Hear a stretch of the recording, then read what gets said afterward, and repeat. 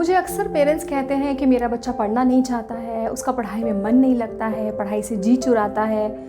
हमने उसकी ट्यूशन भी लगवा के देख ली है बट फिर भी कोई फ़र्क नहीं पड़ा। तो ये ऐसे कुछ सवाल हैं, समस्याएं हैं जो ज़्यादातर पेरेंट्स की लाइफ में आते हैं। सोचने वाली बात ये है कि हम सब जानते हैं कि जब तक कोई भी प्रॉब्लम को हम उसके रूट से ख़त्म नहीं करेंगे, वो बार बार परेशानी हमारे सामने आती रहेगी। तो हमें किसी भी चीज़ को उसको सरफेस लेवल पे डील नहीं करना होता है। लिहाजा हमें यहाँ पर जानना बहुत इम्पॉर्टेंट है कि आपका बच्चा क्यों नहीं पढ़ना चाहता है। क्या ऐसे रीज़न्स हैं जिसकी वजह से वो पढ़ाई में उसका मन नहीं लगता है? क्या उसे पढ़ाई समझ नहीं आती है, या क्या रीज़न्स हैं इसके पीछे? आगे बढ़ने से पहले एक छोटा सा डिस्क्लेमर देना चाहूँगी मैं। अक्सर हम लोग लाइफ में शॉर्टकट ढूंढ रहे होते हैं, हमें हमेशा शॉर्टकट चाहिए होता है। पर जब बात बच्चों की हो रही है तो मैं खुद भी कोई शॉर्टकट इस्तेमाल नहीं करती हूँ, ना मैं इस बात की सलाह किसी और को देती हूँ। और अगर ये सुनने, ये जानने के बाद आप अभी भी ये वीडियो देख रहे हैं तो मुझे पूरा यकीन है कि जिन सॉल्यूशंस की बात हम आगे करने वाले हैं, उन्हें करने के लिए जिस तरह के पेशेंस और कंसिस्टेंसी की ज़रूरत पड़ेगी वो डेफिनेटली आपके अंदर है। चलिए आगे बढ़ते हैं। मान लीजिए एक बच्चा है जिसका नाम आर्यन है और वो 6th स्टैंडर्ड में पढ़ता है। आर्यन खेलने में बहुत अच्छा है, हमेशा अव्वल आता है, लेकिन जब उसके स्कूल की कॉपी नोटबुक उठा के आप देखें तो कहीं उसने आंसर नहीं लिखा है, कहीं टीचर ने रेड मार्क लगाया हुआ है। और जब इस तरह की स्थिति में पेरेंट्स अपने बच्चों को देखते हैं तो अपना गुस्सा निकालते हैं, कभी डांटते हैं, डपटते हैं, कभी कभी हाथ भी उठा देते होंगे। लेकिन इस सिचुएशन में आपको थोड़ा सा एक पॉज लेना होगा और खुद से एक सवाल करना होगा कि क्या हमने जानने की कोशिश की है या नहीं।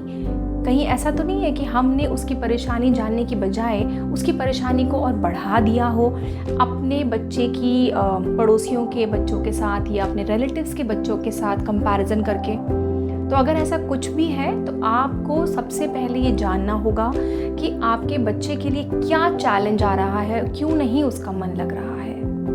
चलिए आइए जानते हैं कि क्या सॉल्यूशंस हैं जिन्हें अपनाकर आप अपने बच्चे का मन पढ़ाई में लगा सकते हैं। तो सबसे पहले बात ये है, सबसे इम्पॉर्टेंट है कि आप अपने बच्चे को किसी भी बात के लिए ताना मत दें। अभी हम आर्यन की बात कर रहे थे तो हम फिर से आर्यन का जिक्र करते हैं, आर्यन का एग्जाम्पल लेते हैं। क्योंकि वो खेलने में अच्छा है, खेलने में हमेशा आगे रहता है, लेकिन जब पढ़ाई की बात आती है तो उसे नींद आने लग जाती है या वो थकावट का बहाना करने लग जाता है।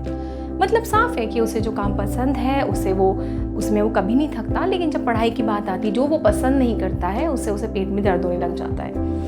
लेकिन अब आपको एज अ पेरेंट उसे इस बात का ताना देने की कोई ज़रूरत नहीं है कि दिन भर खेलते रहते हो, पढ़ाई में मन नहीं लगता, पढ़ाई के वक्त हमेशा थकने का बहाना बनाते हो। आपने ये जान लिया है कि आपका बच्चा बहाना बना रहा है, ये बहुत अच्छी बात है, क्योंकि इतनी अवेयरनेस एज अ पेरेंट होना बहुत ही ज़्यादा इम्पॉर्टेंट है। लेकिन वो बहाना बना रहा है, ये जताने की उसे कोई ज़रूरत नहीं है, इस बात का ताना देने की कोई ज़रूरत नहीं है। आप उसे प्यार से समझा सकते हैं कि बच्चा, जितना ज़रूरी आपके लिए खेलना है उतना ही ज़रूरी आपके लिए पढ़ाई करना भी है। आगे बढ़ते हैं अपने दूसरे सॉल्यूशन की तरफ कि जब भी आपका बच्चा पढ़ाई करने के लिए बैठता है, अगर आपका बच्चा छोटा है और आप उसकी हेल्प करने के लिए उसके साथ बैठ रहे हैं, तो प्लीज़ कोशिश करें कि आप कोई दूसरा काम ना कर रहे हों, जैसे कि आप बुक ना पढ़ रहे हों, अपने ऑफिस का काम ना कर रहे हों, या फ़ोन पे बात ना कर रहे हों, या फिर फ़ोन स्क्रॉल ना कर रहे हों। बच्चा बड़ा है, इस पास जो उसकी स्टडी टेबल है वहाँ पर उसकी पढ़ाई से जुड़ी हुई जो चीज़ें हैं, स्टेशनरी है, नोटबुक्स है, बुक्स है, उसके अलावा कुछ भी ऐसा सामान नहीं रखें जिससे उसे डिस्ट्रैक्शन हो। इसके अलावा ध्यान रखें कि आप अपने बच्चे के लिए कोई ऐसा गोल, कोई ऐसा टारगेट फिक्स ना करें जो पूरा करना उसके लिए बहुत ही ज़्यादा चैलेंजिंग हो जाए।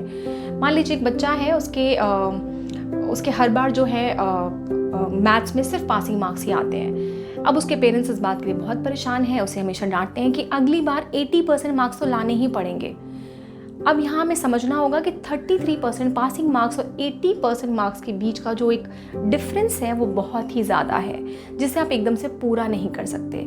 इसकी बजाय आप अपने बच्चे को इनकरेज करें कि कोई बात नहीं, इस बार इतने मार्क्स आए हैं, लेकिन नेक्स्ट टाइम कोशिश करो कि आपके 45% मार्क्स आ जाएं। तो अगर आपका बच्चा 45% का मार्क्स का जो टारगेट है वो अचीव कर लेता है तो डेफिनेटली वो कुछ ही टाइम में वो जो बड़ा गोल जो आप 80% तक उसे पहुंचाना चाहते हैं वहाँ पे भी पहुंच जाएगा। कई बार ऐसा देखा जाता है कि बच्चे आपके सामने बैठे रहते हैं किताब खोलकर, लेकिन वो ना तो कुछ कहते हैं ना आपसे कुछ पूछ रहे होते हैं। आप कुछ पूछेंगे भी तो वो चुप हो जाते हैं। एग्जाम्पल के लिए एक पेरेंट ने मुझसे पूछा कि मेरा बच्चा हमेशा मेरे साथ बैठता है पढ़ाई करने के लिए, लेकिन कुछ बोलता नहीं है, कुछ पूछो तो चुप हो जाता है।